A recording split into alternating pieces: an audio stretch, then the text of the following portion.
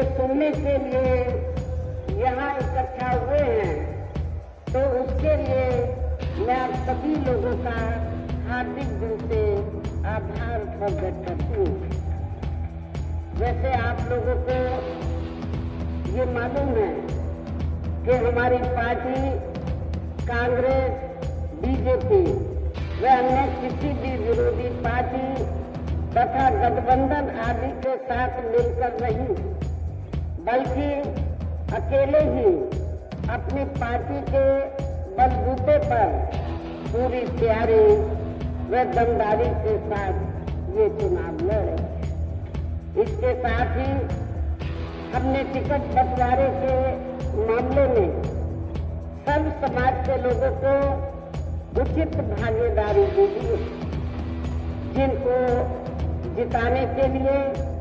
Party के लोग पूरे जी जान से लगे। लेकिन यहाँ मैं ये भी कहना चाहती हूँ कि टिकट बंटवारे के मामले में हमारी पार्टी ने पूरे उत्तर प्रदेश में जहाँ जिसकी आबादी ज्यादा है, हिंदुओं की आबादी ज्यादा है, तो हिंदू को टिकट दिया है। मुस्लिम समाज की आबादी ज्यादा है, तो मुस्लिम समाज को टिकट दिया है। लेकिन आपके मुरादाबाद में वही दूसरी तरफ समाजवादी पार्टी ने क्या किया है कि जहां पर मुस्लिम आबादी ज्यादा है वहां हिंदू को टिकट दे दिया। आपके मुरादाबाद में मुस्लिम आबादी ज्यादा है, लेकिन मुस्लिम को टिकट ना देकर हिंदू को दे दिया। सपा का यही कल्चर रहा है। खासतौर से मैं हिंदू और मुस्लिम दोनों को ये बताना चाहती हूँ, सपा करती क्या है, समाजवादी पार्टी करती क्या है कि जहाँ पर हिंदू वोट ज्यादा होता है तो वहाँ पर वो मुस्लिम को टिकट देती है ज्यादातर, और जहाँ पर मुस्लिम वोट ज्यादा होता है वो हिंदू को टिकट देती है। तो ये तो आपको आपके मुरादाबाद में भी देखने के लिए आपको काफी कुछ मिला होगा। लेकिन टिकट बंटवारे के मामले में हमारी पार्टी ये सब नहीं करती है। सबको उनका पूरा हक देती है, उनको पूरा मौका देती है। हालांकि आज यहाँ आपकी इकट्ठा हुई ये भीड़ और भीड़ के जोश को भी देखकर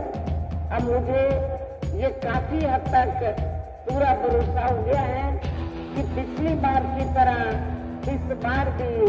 आप लोग अपने प्रदेश से या लोकसभा के आम चुनाव में अपनी पार्टी का बेहतर रिजल्ट जरूर लाएंगे। इसके लिए अब मैं आप लोगों का ध्यान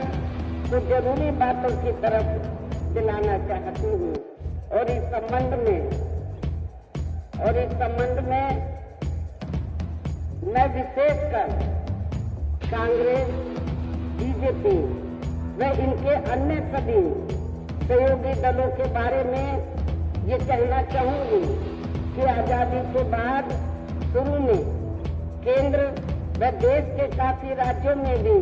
ज्यादातर सत्ता यहाँ कांग्रेस पार्टी के ही हाथों में केंद्रित रही है, किंतु इनकी अधिकांश मामलों में रही गलत नीतियों एवं गलत कार्य प्रणाली आदि की वजह से ही फिर इस पार्टी को केंद्र व काफी राज्यों की भी सत्ता से बाहर होना पड़ा तथा यही स्थिति इनकी सहयोगी पार्टियों की भी बनी रही है, जिसके कारण ही सिर्फ पिछले कुछ वर्षों से बीजेपी व इनके सहयोगी दल केंद्र एवं काफी राज्यों की भी सत्ता में काबिज हो गए हैं। लेकिन इनकी भी Bharatiya Janata party and company के लोगों की भी ज्यादातर रही जातिवादी, पूंजीवादी, संकीर्ण,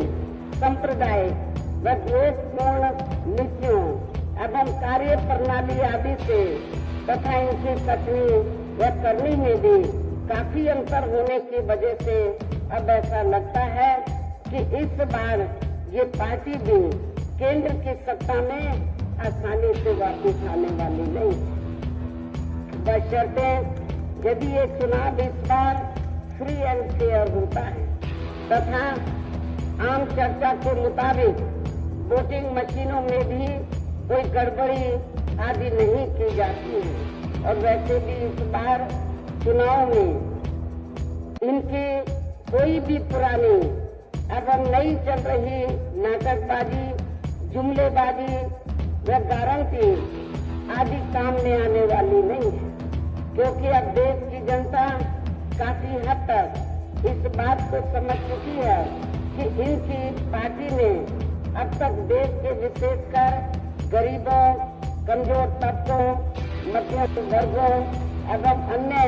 मेहनतकश लोगों को जो इन्हें अच्छे दिन दिखाने के असंख्य प्रलोभन भरे वायदे किए हैं तथा अनेकों हवाई व कागजी गारंटी भी दी है, तो उनका जमीनी हकीकत में अभी तक इन्होंने लगभग 1/4 हिस्सा भी कार्य पूरा नहीं किया है, बल्कि इनके स्थान पर इनका ज्यादातर समय व ताकत भी यहाँ इनके अपने चहेते रहे बड़े बड़े पूंजीपतियों एवं धन्ना सेठों को ही ज्यादा से ज्यादा माला माल व धनवान आदि बनाने में तथा उन्हें हर स्तर पर छूट देने व बचाने में ही लगी रही है, जिनके अधिकांश आर्थिक सहयोग से ही ये पार्टी व अन्य पार्टियां भी अपना संगठन चलाती हैं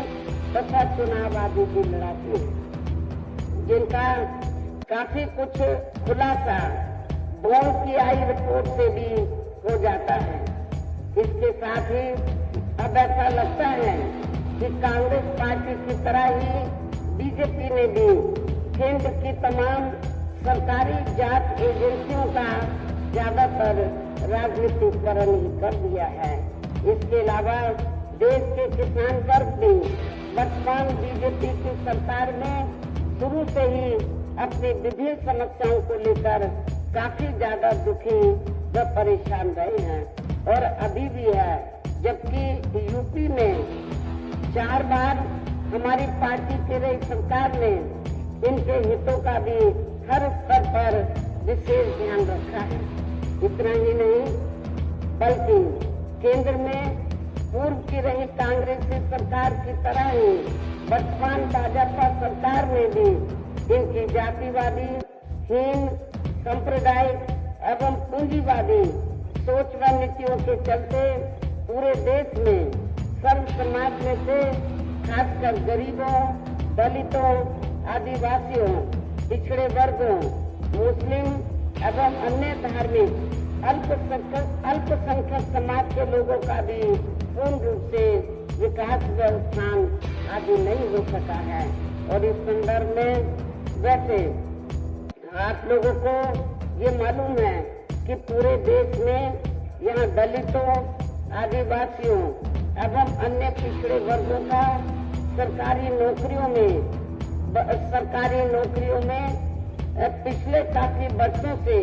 अधूरा पड़ा आरक्षण का कोटा भी अभी तक पूरा नहीं भरा गया है। विशेषकर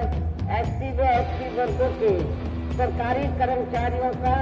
पदोन्नति में आरक्षण भी अब काफी हद तक प्रभावहीन ही बना दिया गया है। साथ ही केंद्र व राज्यों में भी विरोधी पार्टियों की रही सरकारों ने इन सभी वर्गों को प्राइवेट सेक्टर में आरक्षण दिए जाने की व्यवस्था किए बिना ही इनकी सरकारों के ज्यादातर सरकारी कार्य अब प्राइवेट सेक्टर के जरिए ही इनके बड़े बड़े पूंजीपतियों व धन्ना सेठों आदि को ही दिए जाने के कारण अब इनको पूरे देश में आरक्षण का बहुत कम ही लाभ मिल पा रहा है। इसी प्रकार इनका अन्य और मामलों में भी शोषण व